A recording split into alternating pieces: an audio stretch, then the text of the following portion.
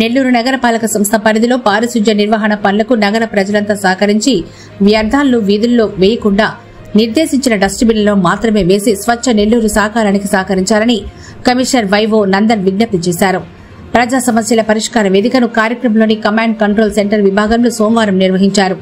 ఈ సందర్భంగా కమిషనర్ మాట్లాడుతూ మున్సిపల్ కార్మికుల సమ్మె నేపథ్యంలో ప్రజలందరూ గృహ వ్యర్థాలను బహిరంగ ప్రదేశాల్లో వేయకుండా వీధుల్లో ఏర్పాటు చేసిన డస్ట్బిన్స్ లో మాత్రమే వేయాలని సూచించారు. టిడ్కో గృహ నిర్మాణాలను త్వరితగతిన పూర్తి చేసి లబ్దిదారులకు అందజేయనున్నామని తెలిపారు. వివిధ కారణాల వల్ల లబ్దిదారులకు కొన్ని గృహాలు మంజూరు కాలేదని, వాటి కోసం గతంలో చెల్లించిన మొత్తాలను తిరిగి లబ్దిదారులకు అందిస్తామని కమిషనర్ వెల్లడించారు. ఈరోజు నెల్లూరు నగరపాలక సంస్థ కార్యాలయంలో ఏర్పాటు చేసినటువంటి ప్రజా విజ్ఞప్తుల పరిష్కార వేదికకు ఇప్పటి వరకు 43 ఫిర్యాదులు రావడం జరిగింది. ఇందులో town planning, engineering, public health, అదేవిధంగా టిడ్కో హౌసెస్ సంబంధించి వివిధ రకాల రిప్రజెంటేషన్ ఇచ్చారు.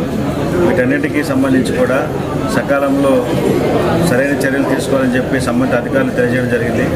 ముఖ్యంగా టిడ్కోలకు సంబంధించి ఇప్పటికీ ఎవరినైతే గతంలో కట్టైల్మెంట్ కింద వెళ్ళారో వారు తిరిగి మళ్ళీ ఇల్లు ఇవ్వాలని చెప్పి కోరుతున్నవారు, అదేవిధంగా కట్టైల్మెంట్ కింద తీసేసిన వాళ్ళు వారు కట్టినటువంటి బెనిఫిషియరీ కాంట్రిబ్యూషన్ తిరిగి ఇవ్వాల్సిందిగా తెలియజేస్తున్నటువంటి వారు.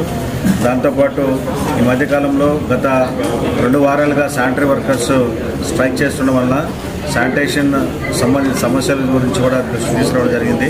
అయితే ఈ సందర్భంగా నగర ప్రజలందరికీ విజ్ఞప్తి చేస్తున్నాను. శానిటేషన్ వర్కర్స్ యొక్క కొరత దృష్ట్యా శానిటేషన్ అనేటువంటిది రాత్రులు పగలు శానిటరీ విభాగం అంతా కూడా సెక్రటరీలు అందరూ కలిసి చేస్తున్నారు. అయినా ప్రజలు వారి ఇళ్లలో ఉన్నటువంటి చెత్తను ఎక్కడంటే అక్కడ రోడ్ల మీద కాలువల్లో పడవేయకుండా మీ స్ట్రీట్ కార్నర్స్లో కానీ లేదా కాంపాక్టర్ బిన్స్ కానీ పెట్టున్నారు. దయచేసి ఆ బిన్స్ వద్ద కనుక మీరు వేసినట్లయితే అది గార్బేజ్ లిఫ్టింగ్కి సులువుగా ఉంటుంది. దయచేసి ప్రజలందరూ కూడా సహకరించాలి. అదేవిధంగా శానిటరీ వర్కర్స్ మీ ప్రాంతాల్లో శానిటేషన్ యాక్టివిటీ చేస్తున్నప్పుడు వారికి కూడా మీ యొక్క మోరల్ సపోర్ట్ ఇవ్వాల్సిందిగా ఈ సందర్భంగా తెలియజేస్తున్నాను. దయచేసి ప్రజలందరూ కూడా శానిటరీ వర్కర్స్కి, శానిటరీ సిబ్బందికి సహకరించండి. ఈ నగరాన్ని పరిశుభ్రంగా ఉంచుకోవడానికి మీరందరూ కూడా ముందుకు రావాలని చెప్పి కోరుతూ ఉన్నాను. సార్, ఈ శానిటేషన్ వర్కర్స్ సంబంధించిన సమస్యలు ఎదురు 14 రోజులు దాటిపోయింది కదా, దీని మీద ఎలాంటి చర్యలు తీసుకోవాలి ప్రభుత్వం తరఫు నుంచి? కానీ శానిటరీ వర్కర్స్ సంబంధించి ఇప్పటికే మంత్రి గారు వారితో చర్చ చేయడం జరిగింది.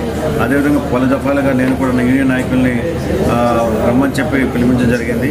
అయితే మంత్రి గారు చెప్పింది ఏంటంటే ఇప్పుడున్నటువంటి శానిటరీ వర్కర్స్ ఏ ఒక్కరికి కూడా వారి ఉపాధికి ఇబ్బంది లేకుండా వారు ప్రస్తుతం ఏ విధానంలో అయితే కొనసాగుతున్నారో ఆఫ్కాస్లో కార్పొరేషన్ ద్వారా జీతాలు పొందుతున్నారో అదేవిధంగా వారు రిటైర్మెంట్ వరకు అదేవిధంగా పొందుతారు. వారు ఎవరిని కూడా కాంట్రాక్ట్ పద్ధతి కిందకి తీసుకెళ్ళడం కానీ లేదా వీరిని కాంట్రాక్టర్ కింద తరలించేటువంటి ఆలోచనలు లేవు. అది ఎప్పుడైతే జరగదు. అయితే ఒక స్పెషల్ శానిటేషన్ టేకప్ చేయడానికి కోసం ఒక నమూనాగా ఒక వార్డును తయారు చేయడం కోసం ఒక తాత్కాలిక టెండర్ పిలుచున్నారు. అయితే దాంట్లో కూడా వీళ్ళే ఎవరైనా వీళ్ళు ప్రస్తుతం ఉన్నటువంటి శానిటరీ వర్కర్స్లో ఎవరైనా ఇంట్రెస్ట్ కనుక ఉన్నట్లయితే వారే దాన్ని వర్క్గా కాంట్రాక్ట్ వర్క్గా తీసుకొని కూడా చేయొచ్చు అని చెప్పి మంత్రి గారు చెప్పుకున్నారు. కాబట్టి ఇది పూర్తిగా కాంట్రాక్టర్ వర్కర్స్కి అనుకూలంగా శానిటరీ వర్కర్ ప్రస్తుతం ఉన్నటువంటి శానిటరీ వర్కర్స్కి ఎటువంటి ఇబ్బంది లేకుండా వారి చేతే వారే కూడా ఈ వర్క్ను టేకప్ చేసుకోవడానికి కూడా వెసులుబాటు కల్పిస్తామని చెప్పారు. కాబట్టి దయచేసి వారు కూడా దీన్ని గమనించి ఎవరికి ఎటువంటి ఉపాధి సంబంధించినటువంటి ఇబ్బందులు కానీ లేకపోతే మరొక రకమైనటువంటి ఆలోచన ఇందులో లేవు. కాబట్టి దయచేసి వారు దీన్ని గమనించి విధుల్లోకి జాయిన్ అయ్యి నగర పరిశుభ్రతను కాపాడడంలో పాల్పంచుకోవాలని చెప్పి విజ్ఞప్తి చేస్తున్నారు. అంటే వారు మంత్రి గారిని కలిసినప్పుడు కూడా